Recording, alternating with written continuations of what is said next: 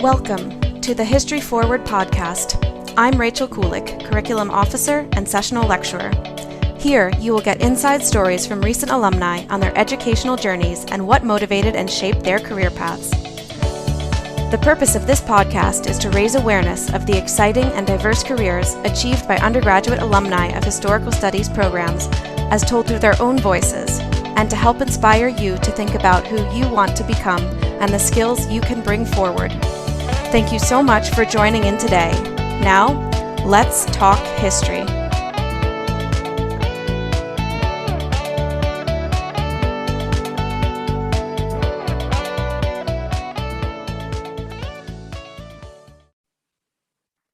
Welcome back to the History Forward podcast. My name is Rachel Kulik, and today I'll be speaking with Sukarmina Singh Shankar.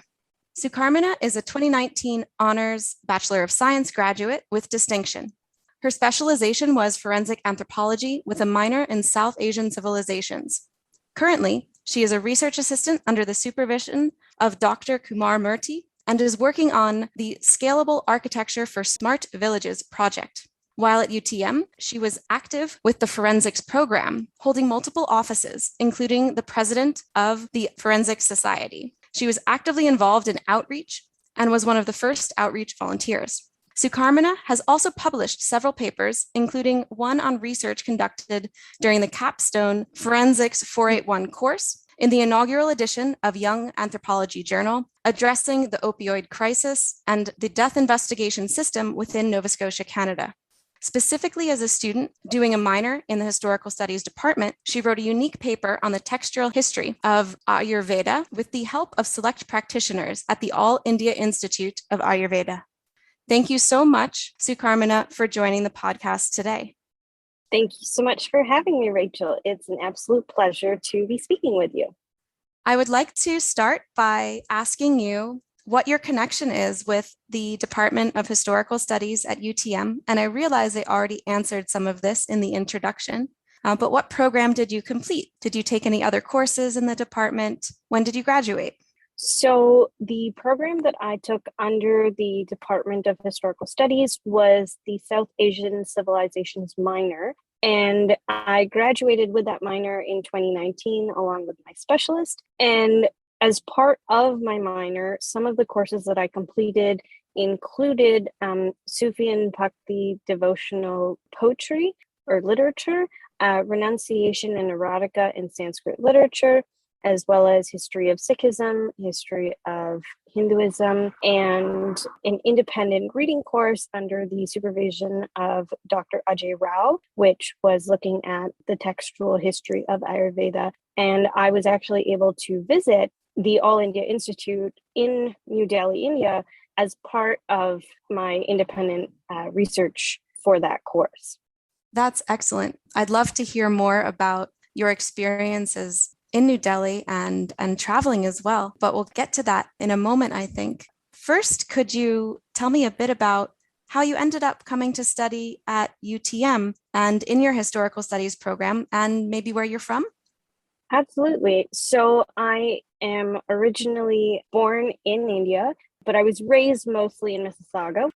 We moved from India to Canada when I was about 3 or 4 years old, and we maintained a pretty strong connection to India because of my parents' work.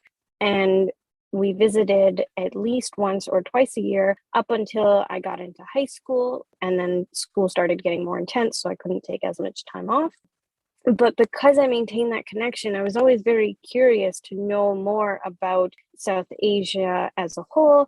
And when I came to UTM, one of the things that I really liked was the diversity in the courses available to study. And UTM was already my number one choice because of the proximity to where I lived. So it was 20 minutes by drive. I saved a lot of money on residence costs. And it just so happened that because I lived so close and because I was staying with my parents, I was encouraged pretty strongly to explore my interest in South Asian studies while also getting an Honors Bachelor of Science in Forensic Anthropology. Wow. Okay. So forensic anthropology. Could you speak a bit more about how your studies work together at UTM and how your historical studies program was a good fit between forensic anthropology and South Asian civilizations? Did they fit together? Was there overlap? Were they divergent? Well, I think when it comes to the nature of the programs that I have studied and I seem to excel in and also enjoy is the very strong narrative aspect.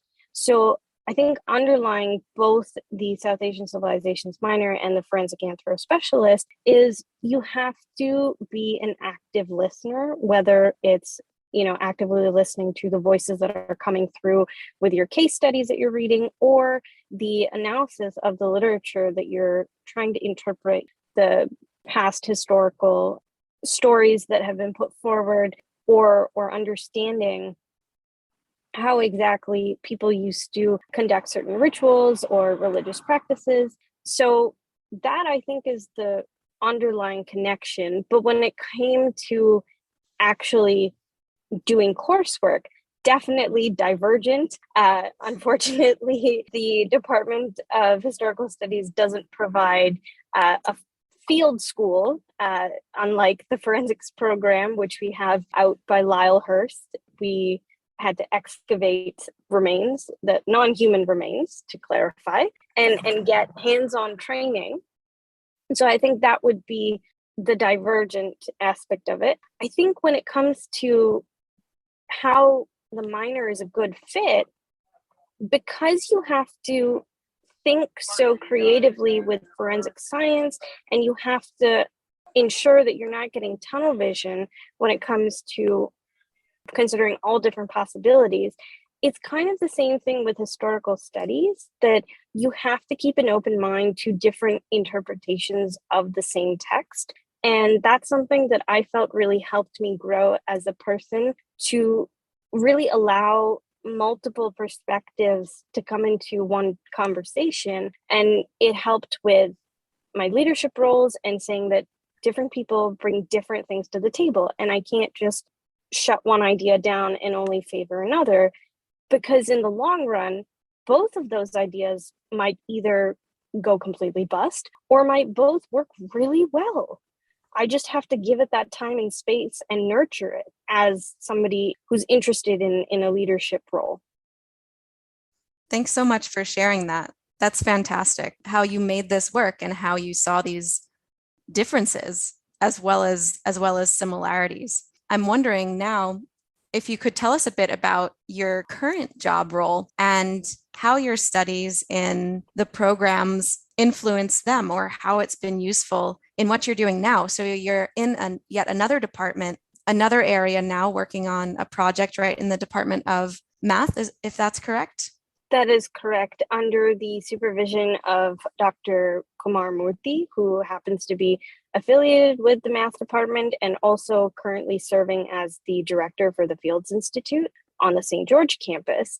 So Dr. Murthy and I are working on a model for scalable architecture to develop smart villages, which are essentially self-sustainable rural communities, and hopefully working towards reducing the mass exodus of youth going into highly populated urban centers and retaining the social capital within their place of origin.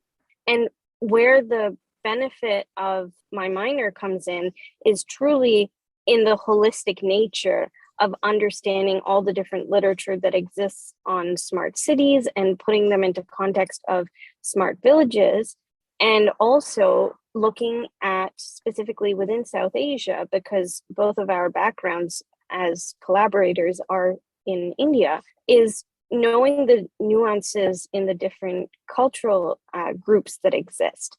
And I think one thing I can definitely say is, because I was able to do the independent reading course, and Dr. Rao trusted me so much and said, you go out into the field, you get whatever information you need to get. I think that gave Dr. Murthy a lot of confidence in me to say that I'm able to trust in you that the data collection or the analysis or the literature reviews that you want to do are going to be sound. And I don't really have to check in with you very often. And I think it's actually worked out really well because I get the chance to explore all of these different ideas, whether I'm sitting in my home in Mississauga or I'm actually out in the field in the different villages across the Indian subcontinent. And Dr. Murthy gets a lot of benefit out of that in developing his own ideas. That's incredible to hear about your experiences. And I'm actually curious if you could tell me a bit further about what your work involves on this project. So you mentioned that you're actually doing field work and going out to villages. So are this village project that you're working on, are the smart villages new establishments, or is it working within established communities already to help them develop this smart infrastructure? So it would be a combination of both. What we're trying to do when we go into the field is get an understanding of what infrastructure already exists and what are the gaps in it, and how can we develop literature or find supporting literature to get grants to then develop a model that we can help them put out and implement. And that means looking at different institutions that we can tie up with. So like the Punjab Agricultural University, and seeing which villages they work very closely with and which ones they think have a lot of promise in really taking up the mantle and would be good models for smart villages. I would love to hear more about that, and I have more questions, but I'm going to save those until the end. Can you describe how your path actually went after graduation to getting this role with Professor Murthy? So this particular job has actually been all thanks to Dr. Rao and his hosting an event on, I believe it was a specific type of literature within the practice of yoga. And right now the name and event date and time frame escapes me, but Dr. Murthy happened to be attending the same lecture, and we were both standing in the food line, and we struck up a conversation, and he was very interested in my forensics bend, and I was very interested in his smart villages work. So I ended up actually finding him on campus in early 2019, and that was while I was still a student, and we started just tinkering around with different ideas. And at that point I hadn't been officially hired, but when I came back from India in early 2020, I actually signed the contract with Dr. Murthy. But prior to February of 2020, Dr. Murthy and I were working together, I guess with myself on a voluntary basis, but the two of us were really interested in just getting deeper into what the concept of a smart village would really look like, because the idea is originally based on Dr. Abdul Kalam's idea of Pura, and I can get you the full expanded version of the acronym. It's spelled Pura, but Dr. Murthy wants to take Dr. Abdul Kalam's idea further and create a mathematical model so that it's available for villages across the world to create their own individual and unique specialized version of a smart village, because as we all know, not one size fits all. So we're trying to create just a mathematical model, and then hopefully villages can take it further and create a network of learning so that they can share their own ideas of, oh, this is what worked for us here, and if you have a similar situation, you could do something similar, and then maybe switch it up a little bit. So all through this event and through the establishment of this connection, this led to your current role. And I was wondering if there was another particular professor or course that shaped the direction in which you went, or did something else shape the direction in which your work is going at the moment? Well, I think specifically within the Department of Historical Studies and looking at the courses that I've taken as part of my minor, it would definitely have to be the course instructor I had for the history of Sikhism. I remember the instructor's face and just the way in which the material was taught to us. It was such a pleasant learning experience, unlike I had experienced before throughout, any kind of historical or religious dissemination of knowledge, that it really made me look inwards and say, okay, how do I become a better Sikh? Because I am a practicing Sikh. And I think taking that course really made me challenge a lot of beliefs that I had about the religion and what it means to be faith-based versus religious. And I think that it also impacted my research when it comes to opioids, because I'm really interested now in looking at the socio-political context of the opioid crisis within Punjab. And I don't think that would have happened had I not been so invested in the course material, which really went deep into how the Sikh community and the Punjabi community really have struggled as the invaders kept coming into the Indian subcontinent through the north of India. And that had a lot of impact on who they eventually developed into as a community and what that community looked like and how healthy it was and how supportive they were of one another, or the lack thereof. Thank you so much for sharing that and sharing that experience and the impact of the course. The final standard question that I have for you is there any advice that you would like to share with students considering a historical studies program? My advice would be to always go to office hours and get to know your professors, because I think that every professor is so unique. By understanding who they are and their personalities and their backgrounds, you can get a lot more out of a course than if you were to just go to lecture, go to tutorial, and just go home and just crank it out like a machine, because we need connections. At the end of the day, we're all humans, we're all linked in one way or another. And sometimes we might share more similar experiences with somebody who we think we have nothing in common with than we would ever imagine. And we can't really get to know ourselves if we just close ourselves off to getting to know other people as well. I was wondering, when you're doing your field research in India, what's your biggest challenge, or what's one of the challenges that you're working on now that you've been able to work through with the skills you have?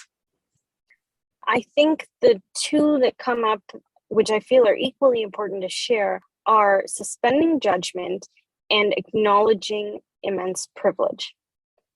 I have felt that I was a minority growing up in Mississauga, and then a minority through certain extracurriculars where I was the only female South Asian representation.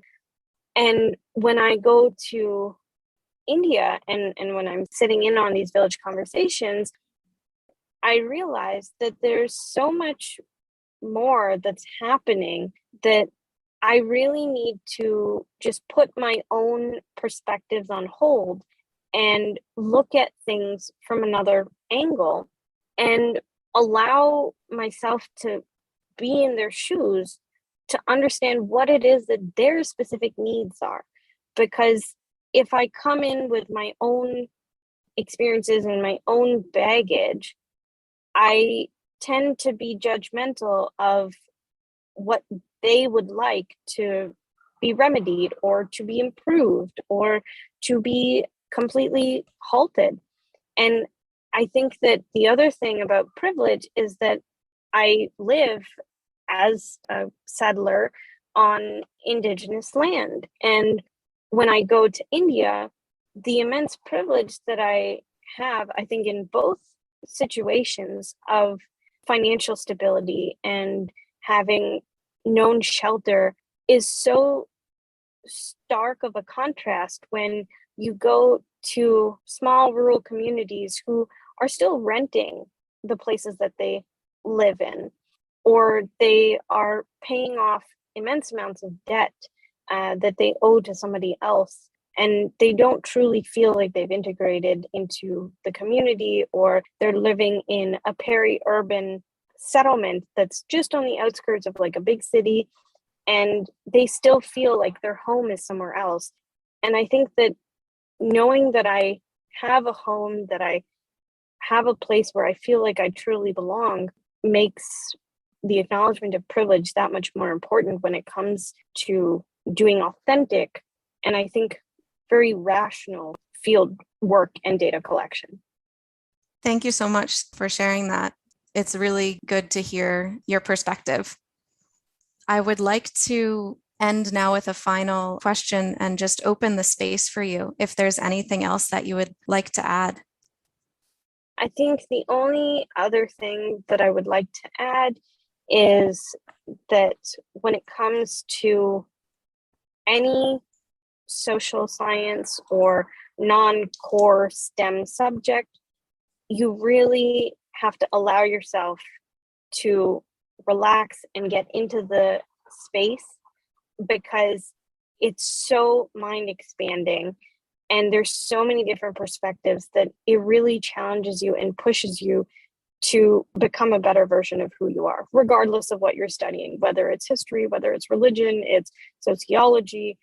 You really get so much more out of it when you leave aside the social assumptions that, oh, social science is so much easier because it's a very generic, basic field. I think it's much more complex than what people think it out to be. Thank you so much, Sukarmina. It's been a pleasure having you on the podcast today. Thank you so much for having me. It was an honor to speak with you.